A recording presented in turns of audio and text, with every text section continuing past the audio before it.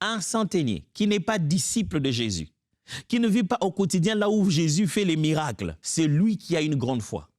Mais cet homme, Pierre, qui a vécu avec Jésus, où qu'il aille, il est avec lui, il le voit faire des miracles, c'est lui qui a peu de foi.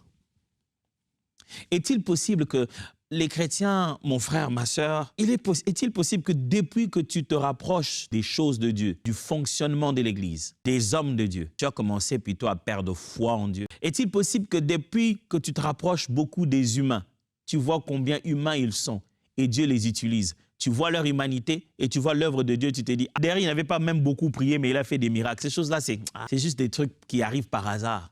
Est-il possible qu'à force de devenir trop amis des dieux, trop proche des choses de Dieu, trop proche des hommes de Dieu, que tu as en réalité perdu la foi? Oh, par la foi en Dieu, par le fait d'être chrétien, mais la confiance absolue aux capacités de Dieu, quelles que soient les circonstances.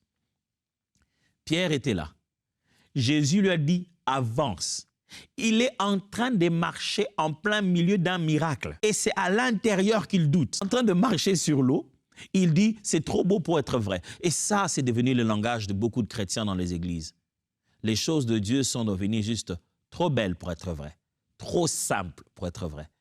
Juste comme la Bible dit, ça va se faire comme ça. Ah non, on n'est plus des enfants pour croire à des faits, à des contes des faits.